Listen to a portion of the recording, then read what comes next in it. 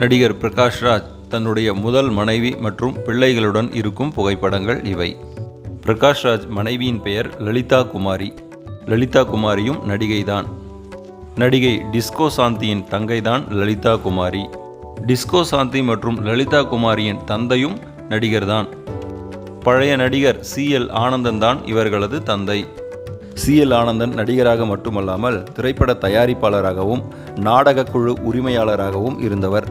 Disco சாந்தி தெலுங்கு நடிகர் ஸ்ரீஹரியை திருமணம் செய்து கொண்டு செட்டிலாகிவிட்டார். அவரது தங்கை லலிதா குமாரி கடந்த 1994ஆம் ஆண்டு பிரகாஷ் ராஜை கரம் பிடித்தார். லலிதா குமாரியின் இந்த புகைப்படங்களை பார்க்கும் பொழுது ஏதோ ஒரு சில படங்களில் பார்த்திருக்கிறோம், ஆனால் எந்தெந்த படம் என தெரியவில்லையே என நீங்கள் நினைப்பது புரிகிறது.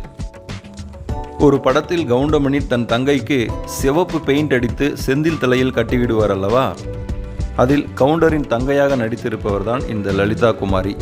இத்தம்பதிக்கு 2 பெண் குழந்தை மற்றும் ஒரு ஆண் குழந்தை பிறந்தது. பிரகாஷ் ராஜின் ஆண் பிள்ளை 5 வயதிலேயே உயிரிழந்து விட்டான். பட்டம் விட்டு விளையாடி கொண்டிருக்கும் பொழுது தவறி விழுந்து விட்டதால் அந்த சோக சம்பவம் அரங்கேறியது. லலிதா குமாரியை 1994இல் திருமணம் செய்து கொண்ட பிரகாஷ் ராஜ் 2009ஆம் ஆண்டே விவாகரத்து செய்துவிட்டார். அதாவது 15 ஆண்டுகள் தான் அவருடன் சேர்ந்து வாழ்ந்தார் பிரகாஷ் ராஜ். லலிதா குமாரிக்கு பிரகாஷ் ராஜை பிரிய விருப்பமில்லை. பிரகாஷ் ராஜின் வற்புறுத்தலால் விவாகரத்திற்கு சம்மதம் தெரிவித்தார் லலிதா குமாரி. லலிதா குமாரியை விவாகரத்து செய்த சில மாதங்களிலேயே இந்தி திரையுலக நடன இயக்குனர் போனி வர்மா என்பவரை திருமணம் செய்து கொண்டார். அதற்கு முன்பாக போனி வர்மாவை பல மாதங்களாக காதலித்து வந்துள்ளார் பிரகாஷ் ராஜ். பிரகாஷ் ராஜை விட போனி வர்மா 13 வயது சிறியவர். இத்தம்பதிக்கு ஒரு பிள்ளை இருக்கிறது. அப்பிள்ளையின் பெயர் வேதாந்த். முதல் மனைவி மூலமாக பிறந்த 2 பெண் பிள்ளைகள் திருமண வயதில் இருக்கிறார்கள்.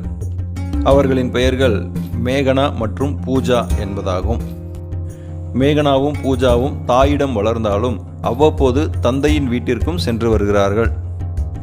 மகள்கள் மேகனா, பூஜா, மகன் வேதாந்த் மற்றும் 2வது மனைவி போனி வர்மாவுடன் பிரகாஷ் ராஜ் இருக்கும் புகைப்படங்கள் இவை. பிரகாஷ் ராஜின் சொத்து மதிப்பு பலருக்கும் ஆச்சரியத்தை அளிக்கிறது.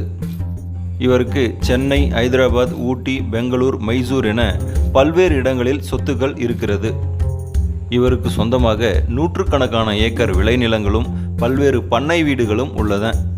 நிலங்களில் பணியாட்களை வைத்து விவசாயம் செய்கிறார். சென்னையை அடுத்துள்ள கோவளம், மகாபலிபுரம் மற்றும் ஹைதராபாத் போன்ற இடங்களில் பல ஏக்கர் பரப்பில் ரிசார்ட்டுகளையும் பண்ணை வீடுகளையும் கட்டி வாடகைக்கு விடுகிறார். இது சென்னையை அடுத்த கோவளத்தில் கடலோரம் அமைந்திருக்கும் ரிசார்ட்.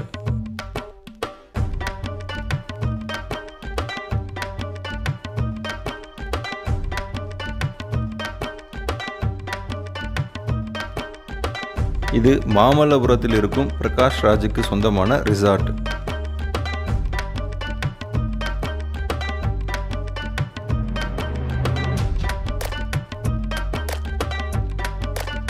இது ஹைதராபாத்தில் கட்டப்பட்டிருக்கும் தங்கும் விடுதிகள்.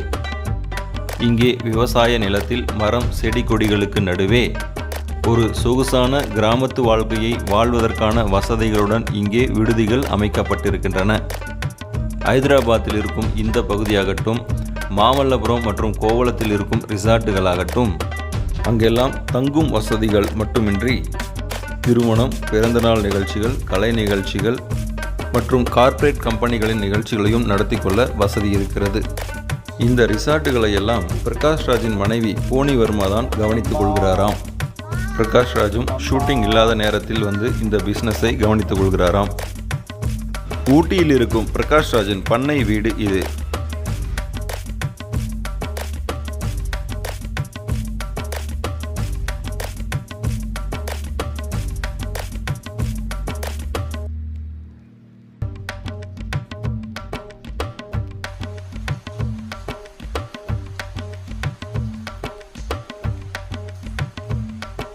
ஊட்டியில் மட்டுமல்ல, ஹைதராபாத், சென்னை, மைசூர் போன்ற இடங்களிலும் பண்ணை வீடுகளை வைத்திருக்கிறார் பிரகாஷ் ராஜ்.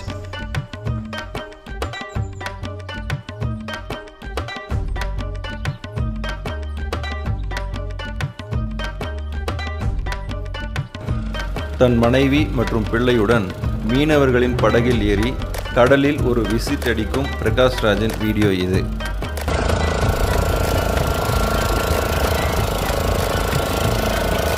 இப்படத்தில் நடுவில் அமர்ந்திருப்பவர்தான் பிரகாஷ் ராஜின் தாயார், தன் மகன் வேதாந்துடன் பிரகாஷ் ராஜ். ரஜினி போன்ற பெரிய பெரிய நடிகர்களுக்கே இவ்வளவு சொத்து இருக்குமா என்பது சந்தேகம்தான். அப்படி இருக்க பிரகாஷ் ராஜ் இவ்வளவு சொத்துக்களை சேர்த்திருப்பது பலரையும் ஆச்சரியப்படுத்துகிறது.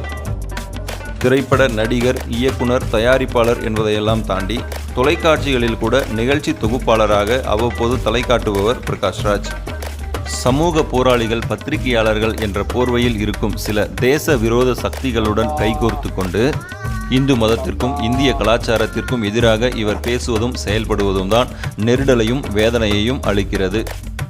தன்னை ஒரு ஏத்தியஸ்டாக, அதாவது கடவுள் மறுப்பாளராக காட்டிக்கொள்கிறார் பிரகாஷ் ராஜ்.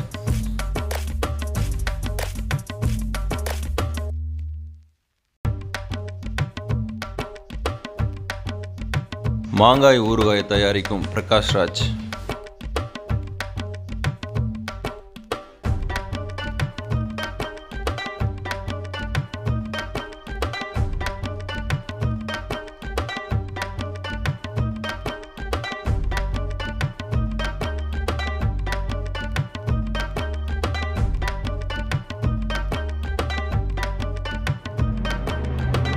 பாஜகவையும் இந்து அமைப்புகளையும் பிரதமர் மோடியையும் கடுமையாக விமர்சிக்கும் பிரகாஷ் ராஜ் டெல்லியில் அரவிந்த் கெஜ்ரிவாலுக்கு ஆதரவாக பிரச்சாரத்தில் ஈடுபட்டார். கடந்த 2019 நடந்த நாடாளுமன்ற தேர்தலில் பெங்களூரு மத்திய தொகுதியில் சுயேட்சையாக போட்டியிட்டார். அத்தேர்தலில் தோல்வியடைந்தாலும் ஓரளவு அதிக வாக்குகளை பெற்றார் என்பதே உண்மை. அங்கே கிட்டத்தட்ட 29,000 வாக்குகளை, அதாவது 2.5% வாக்குகளை தன் வசப்படுத்தியிருந்தார். பெங்களூரில் 1965 பிறந்த பிரகாஷ் ராஜுக்கு தற்போது 56 வயதாகிறது. இவரது அப்பாவின் தாய்மொழி துளு, அம்மாவின் தாய்மொழி கன்னடம். ஆரம்பத்தில் கர்நாடகாவில் நாடகங்களிலும் தொலைக்காட்சி சீரியல்களிலும் கன்னட படங்களிலும் சிறு சிறு வேடங்களில் நடித்து வந்த பிரகாஷ் ராஜ் சென்னை வந்து பிரபல இயக்குனர் கே. பாலச்சந்தரை சந்தித்தார். 1994 பாலச்சந்தர் தமது டூயட் என்ற திரைப்படத்தின் மூலம் பிரகாஷ் ராஜை தமிழ் சினிமாவில் அறிமுகப்படுத்தினார். ஹிந்தி மற்றும் தென்னிந்திய மொழிகளில் ஏராளமான படங்களில் நடித்திருக்கும் பிரகாஷ் ராஜ் தோனி, உன் சமையல் அறையில் போன்ற படங்களை இயக்கியும் இருக்கிறார். கன்னடம் மற்றும் தெலுங்கிலும் சில படங்களை இயக்கியிருக்கிறார். அரசியலில் மட்டுமல்ல, சினிமாவில் கூட அடிக்கடி சர்ச்சையில் சிக்குபவர் பிரகாஷ் ராஜ். இவரது சர்ச்சைக்குரிய பேச்சாலும் செயல்பாடுகளாலும் தெலுங்கு சினிமாவில் மட்டும் கிட்டத்தட்ட 6 முறை தடை செய்யப்பட்டிருக்கிறார். ஹிந்தியில் அஜய் தேவ்கன், பிரகாஷ் ராஜ் நடிப்பில் வெளியான சிங்கம் திரைப்படத்தில் கன்னடர்களை நாயுடன் ஒப்பிட்டு வசனம் இருந்ததால் கன்னட மக்கள் கொதித்தெழுந்தனர். பிரகாஷ் ராஜுக்கு எதிராக கடுமையான போராட்டங்களை நடத்தினர். அப்பொழுது தானும் ஒரு கன்னடன்தான், கன்னடர்களுக்கு எதிராக தாம் எதையும் செய்ய மாட்டேன் என பேசினார் பிரகாஷ் ராஜ். அப்படத்திலிருந்து அந்த சர்ச்சைக்குரிய வசனமும் நீக்கப்பட்டது.